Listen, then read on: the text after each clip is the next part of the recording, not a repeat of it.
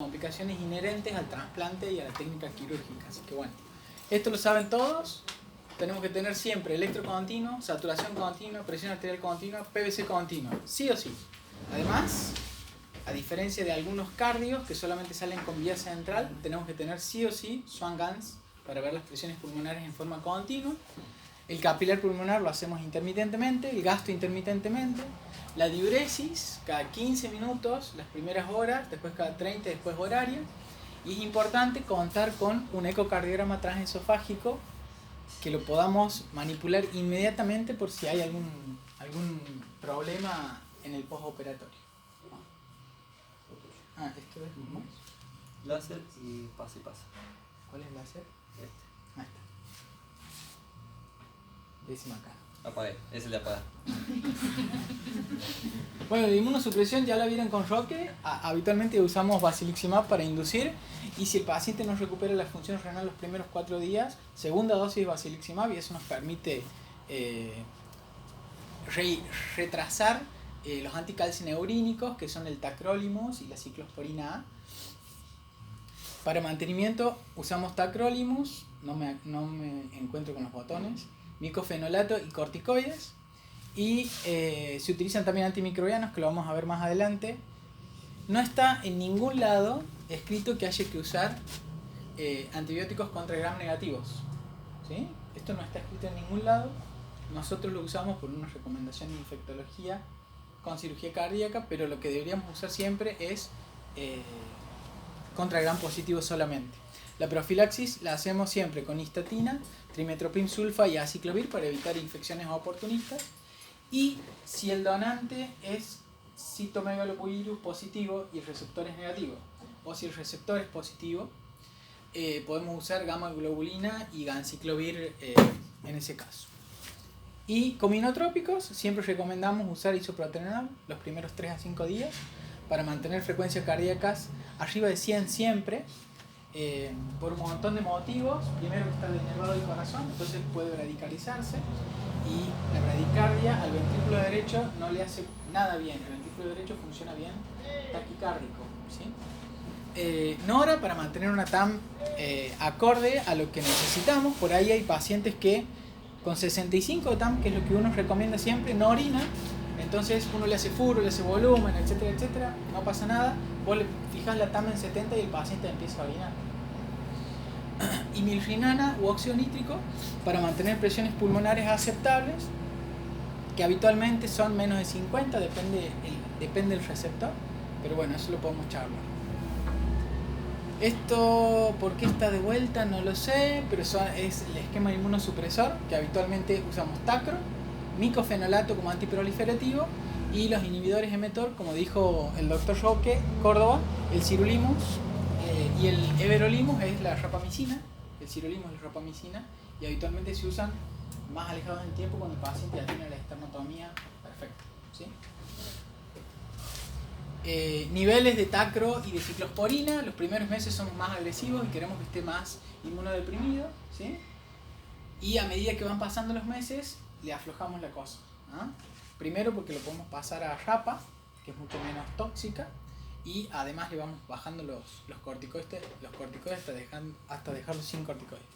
Las causas de muerte en los trasplantes, fíjense el primer mes. ¿Cuál es la causa de muerte?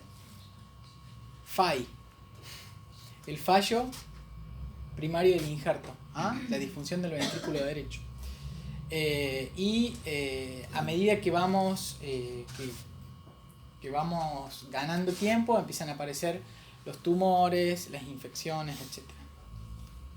Entonces, como complicaciones, tenemos las complicaciones que son en el postoperatorio, que pueden ser agudas, o las complicaciones crónicas relacionadas al trasplante y a la inmunosupresión. Todo esto, o la mayoría de estas cosas, son causas de tratamiento, ¿sí?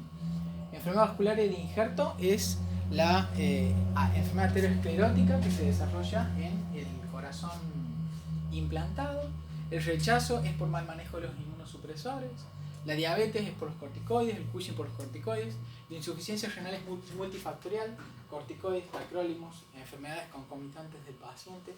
Hipertensión arterial, habitualmente el tacro o a los corticoides, le podemos echar la culpa.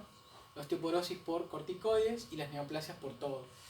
Y los problemas más importantes los tenemos acá. La hipovolemia, el bajo gasto, las arritmias, la vasoplejía y el rechazo. ¿Falta alguno?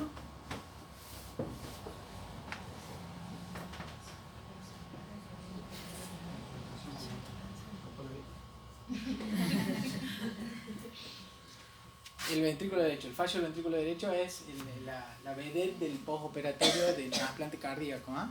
Y lo diagnostico con la presión arterial y la frecuencia cardíaca. Ustedes van a decir, bueno, ¿y qué me va a decir? Bueno, cuando se hipotensa un postoperatorio de trasplante de la nada, lo primero que tengo que pensar es en el fallo del ventrículo derecho. La clínica, ¿se acuerdan que tiene ingurgitación yugular masiva o PVC muy alta con pulmones limpios o con wedge normal? La presión pulmonar nos ayuda. Muchas veces la presión pulmonar por el ventrículo derecho que está débil y abombado no sube. Entonces hay veces que está alta y hay veces que no. La diuresis, el paciente tiene fallo LVD, no orina. Les puedo asegurar que no orina nada. Y el diagnóstico lo terminamos haciendo con ecocardiograma. Y estas son las variables hemodinámicas que habitualmente nos orientan al diagnóstico. El fallo del ventrículo derecho es muy frecuente y se da habitualmente porque el ventrículo derecho del donante no puede expulsar la sangre contra las resistencias vasculares que tiene el receptor, que habitualmente tiene insuficiencia cardíaca, hipertrofia e hiperplasia del árbol pulmonar, vascular pulmonar, y eso hace que el ventrículo derecho claudique. Además, hay ciertos aspectos quirúrgicos que uno tiene que hablar bien con el cirujano. Muchas veces si el implante del pequeño ápice de arteria pulmonar que queda en el corazón del donante con el receptor, si está muy tirante puede haber sangrado, ¿sí? Porque las suturas hacen que se abran los lugares donde no hay sutura y eso sangra. Y si está muy corto se quinquea y eso genera insuficiencia ventricular derecha, pero el paciente habitualmente no sale de bomba. Entonces, PVC mayor a 15, wedge menos de 15, índice cardíaco menos de 2, presión sistólica de la arteria pulmonar habitualmente es menos de 50 y un gradiente transpulmonar bajo también. Como predigo, hay un montón de predictores de fallo ventrículo derecho. Estos son algunos, les queda para verlo nada más, podemos hablar una hora de cada uno, ¿sí? Pero básicamente les diría que los más importantes son el tiempo de isquemia. No es lo mismo un paciente con 2 horas de tiempo de isquemia, como dijo el doctor Roque, versus un paciente que tiene 4 horas, que está muy limítrofe. Si bien la cardioplegia ayuda, muchas veces los ventrículos no son los mismos. Pacientes con resistencias vasculares pulmonares altas o PVC preoperatoria más de 10 también es un predictor de fallo LVD. Bueno. Cuando hay mismatch, ¿saben lo que es el mismatch? ¿No? Es cuando el donante y el receptor no tienen el mismo peso, ¿no? Se acepta hasta un 20% de diferencia entre uno y otro. Bueno, le puedes poner a un paciente de 100 kilos el corazón de una chica de 50, ¿tá? Entonces ese mismatch no debería existir. Hay veces que el paciente está muy grave, hay que ponerle así el corazón y se acepta hasta un 30%. Eso es predictor de fallo del ventrículo derecho. ¿Y cómo uno lo ve? Normalmente uno ve esto. Lo que uno ve en el ecocardiograma cuando uno lo hace es que el septum abomba hacia el ventrículo izquierdo y el ventrículo derecho se suele dilatar, ¿sí? Uno puede medirlo, hay variables ecocardiográficas para medirlo, ¿sí? Estas mediciones son importantes, pero más allá de las mediciones, ustedes en la guardia pueden hacer una estimación visual y subjetiva del ventrículo derecho y siempre ante la duda llamen. Acá parece que está todo bien, pero fíjense que tienen casi el mismo diámetro basal, el BD con el BI. Otra forma de estimar es midiendo el tracto de salida del ventrículo derecho, ¿sí? Otra forma de estimar es viendo el índice de deformación miocárdica por ecocardiograma. Normalmente deberíamos ver esto. Si vemos esta figura aquí, eso es signo de fallo del ventrículo derecho, y fíjense lo que es el ventrículo derecho acá, no entra ni siquiera en en la amplitud que toma el ecógrafo. Otras formas de medir el ventrículo derecho son el cambio de área fraccional, que ustedes ya lo deben haber estudiado por ecocardiograma, ¿sí? En diástole y en sístole. O el TAPSE, el famoso TAPSE, que son todas medidas indirectas pero que nos pueden ayudar al diagnóstico, ¿sí? El Doppler pulsado y la onda S. Y el strain, que bueno, ya es competencia de un ecografista, pero también ayuda mucho. Bueno, esto es más de lo mismo. Si hay líquido pericárdico, fíjense, la insuficiencia tricuspidia nueva también es un signo de fallo del ventrículo derecho. Lo que hablábamos del TAPSE, la relación entre el BD y el BI, como regla general, sí. El ventrículo derecho no llega a la punta, estamos más o menos bien. Si comparte la punta con el ventrículo izquierdo, hay un fallo al menos moderado del ventrículo derecho. Y si el ventrículo derecho ocupa la punta del corazón, hay un fallo severo del ventrículo derecho. El cambio de área fraccional, diástole menos sístole, ¿sí? La interdependencia ventricular, y por eso termina fallando siempre el ventrículo izquierdo, porque la presión abomba al septum y el ventrículo izquierdo, primero, que está mal precargado, y segundo, que tiene un aumento de presiones a causa del ventrículo derecho. ¿Tá? Y esto es la onda S del anillo tricuspide lateral. La fracción de eyección en 3D, el índice de performance miocárdica, que habla del tiempo isovolumétrico, ¿sí? Mientras más demora un ventrículo en contraerse y generar energía mecánica para abrir una válvula, peor está, ¿sí? Menos fuerza tiene. Y eso es lo que es en lo que se basa esto. Aquí no tengo que ser mago para darme cuenta que el ventrículo derecho está gigante, ¿sí? Y fíjense lo que es el ventrículo izquierdo. Está totalmente colapsado por esta interdependencia ventricular, porque ahí está el septum interventricular y está bombado totalmente hacia la izquierda, ¿sí? Otras formas de ver el ventrículo derecho, y que yo me tengo que dar cuenta rápidamente, y para eso es el monitoreo hemodinámico, no para verlo 2 horas después cuando el lactato está en 10, sino es para esto. ¿Ah? Uno puede ver la curva de la arteria pulmonar y la curva de la aurícula derecha. Siempre uno pregunta, ¿qué PVC tiene? 5, le paso volumen, ¿o no? ¿No hacen eso? Por allá están callados, pero el resto... Bueno, siempre fíjense en la curva de presión. Uno puede tener 5 de PVC y tener esta curva con un gran descenso X y un gran descenso Y, ¿sí? Sobre todo el descenso Y, cuando es muy pronunciado así, habla de que el ventrículo derecho está para atrás y ese paciente el volumen lo va a matar. ¿Tá? Lo mismo a nivel pulmonar, si tengo el signo de la raíz cuadrada, ¿cómo puedo ver la presión del ventrículo derecho? ¿La puedo ver o no?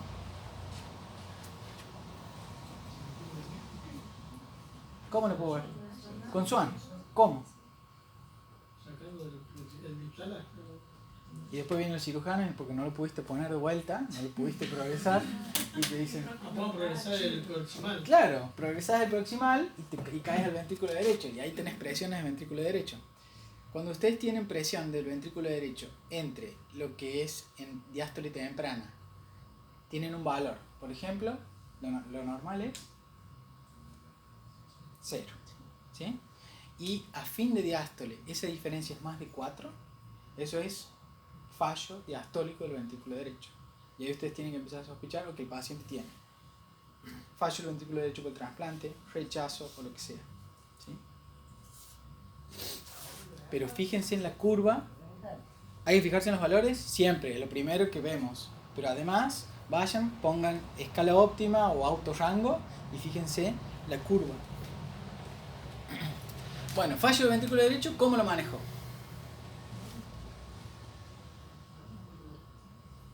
Llamo Roque. ¿Ah? Bueno, podemos hacer cosas. Tenemos que optimizar la precarga porque el ventrículo derecho funciona con precarga, ¿sí? Hasta cierto punto. Pero en principio funciona con precarga. El objetivo de la volemia en un trasplantado siempre es medio litro a 1 litro negativo al día, ¿sí? Si el paciente queda muy positivo, habitualmente estamos mal. Y si el paciente queda muy negativo, el ventrículo derecho me va a pedir más volumen. ¿Ah? Y lo manejo con lo que ya sabemos. Infusión de furo, si no responde, clortalidona o cualquier tiacídico, si no responde, espironolactona. Y si no, hemofiltración. Si el paciente está inestable hemodinámicamente, ¿qué puedo hacer? Primero tengo que sospechar esto, infarto de ventrículo derecho. ¿Puede tener un infarto de ventrículo derecho el paciente? Claro que sí puede tener. ¿Por qué? ¿Ah? Por una anastomosis. En general no se tocan las coronarias, pero ¿cuál es el problema en el postoperatorio de cualquier cardio del ventrículo derecho? Ahí los cirujanos, algunos cirujanos que nos orientan. Habitualmente si quedan burbujas de aire, porque el corazón se saca, se manipula, se arregla todo y se pone vuelta. Si quedan burbujas de aire, la coronaria derecha queda más alta en la aorta. ¿Ah? Entonces cuando la burbuja de aire se quedó, el lugar por donde más probablemente salga es la coronaria derecha. Entonces siempre los pacientes que tienen disfunción del ventrículo derecho uno sospecha embolia de aire o mala protección, que se hizo mala cardioplegía, o insuficiente, o la cardioplegía esa no estaba bien conservada, o lo que sea. Embolia de pulmón para el paciente que está porque los pacientes están con balón o con dispositivo de asistencia, están así 15 días esperando el órgano. ¿Ah? Uno lo tiene que sospechar. O hipovolemia. Entonces siempre, ante cualquiera de estos casos, uno tiene que hacer un challenge con volumen, que es entre 300 y 600, es lo que se recomienda. Y si no, iniciar inotrópicos o vasopresores. ¿Qué es lo mejor para el ventrículo derecho? Nadie sabe, porque depende del paciente y del estado hemodinámico del paciente. Para un paciente que tiene normotenso y todo está bien y todo está perfecto, pero tiene disfunción del ventrículo derecho, que es rarísimo, no existe, dobutamina.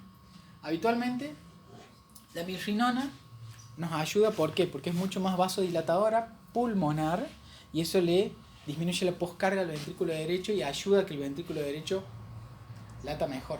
¿Ah? El resto de las drogas son para manejo ya de otros parámetros. Por ejemplo, la vasopresina o la fenilefrina lo utilizo cuando el paciente está muy taquicárdico o con mucha arritmia para no estimular el receptor beta adrenérgico. ¿Ah? La fenilefrina es un agonista alfa solo y la vasopresina estimula los receptores propios. Obviamente que la conservación del ritmo sinusal y de la sincronía AB es muy importante, ¿sí? Eso lo logro con antiarrítmicos, cardioversión y nunca se olviden de el marcapaseo secuencial, ¿sí? Aurícula, ventrículo. Porque en los pacientes estos, la precarga del ventrículo derecho depende bastante de la aurícula derecha y perdés hasta un 30% de la patada del gasto cardíaco si perdés la patada de la aurícula.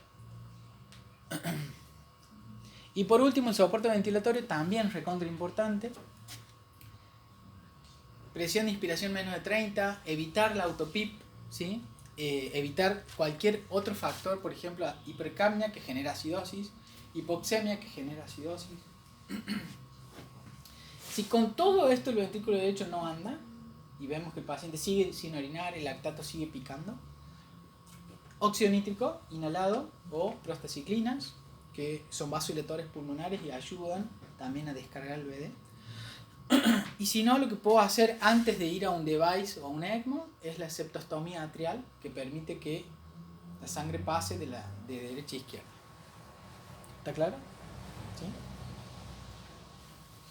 Estos son los dispositivos que tengo para ayudar al ventrículo derecho. Lo más a mano es un ECMO, ¿sí? Que es un bypass total y que habitualmente me va a sobrecargar el ventrículo izquierdo y lo voy a tener que ventear.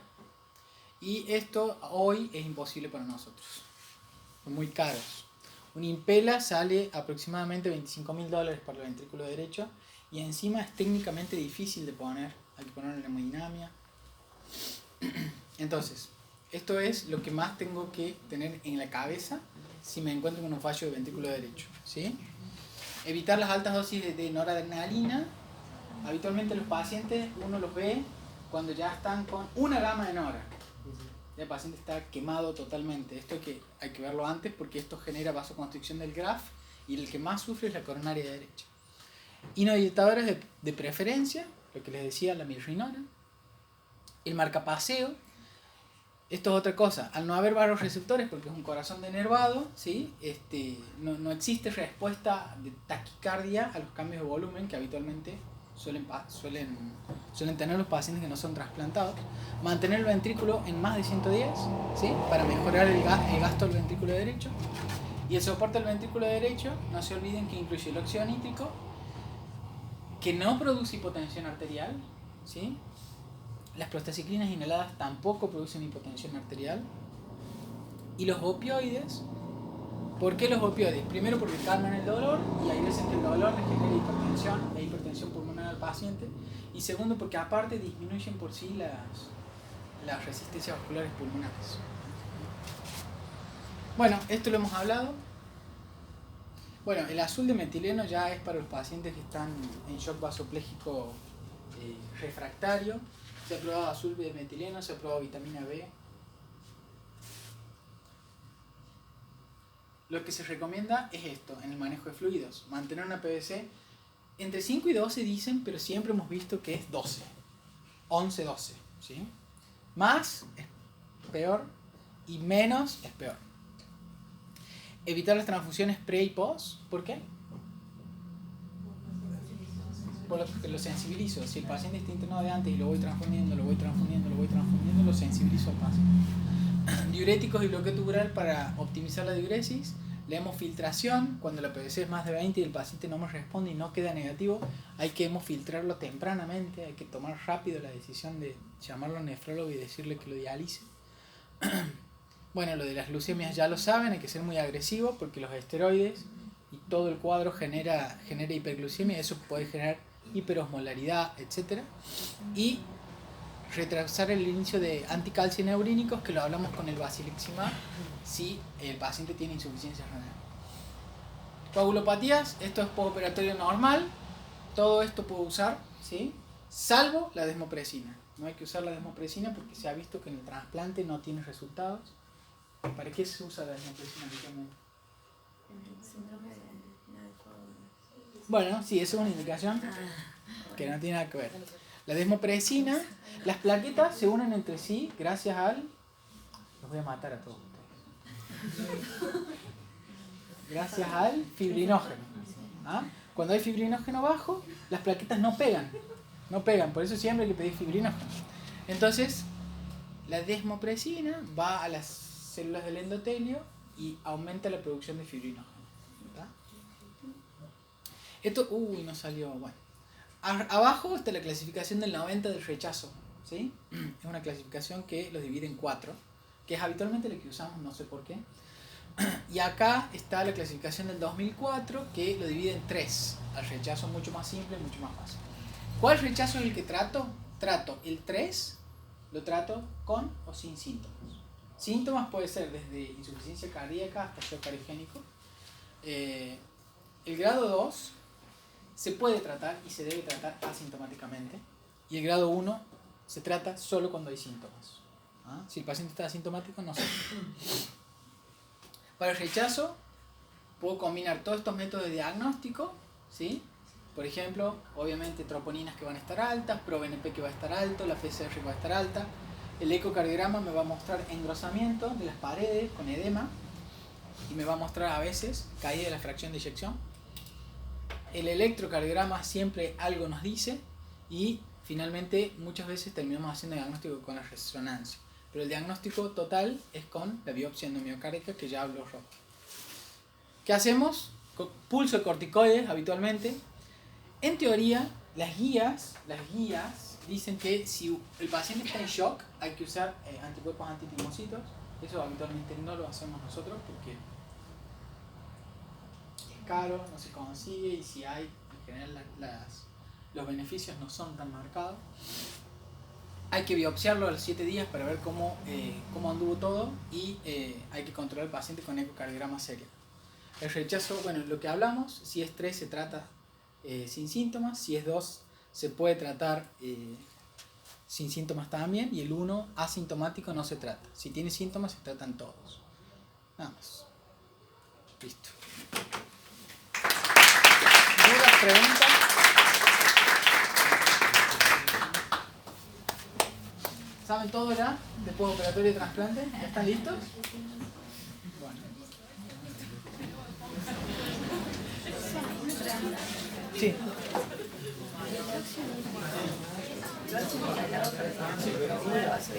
El óxido nítrico es bien inhalado porque es un gas.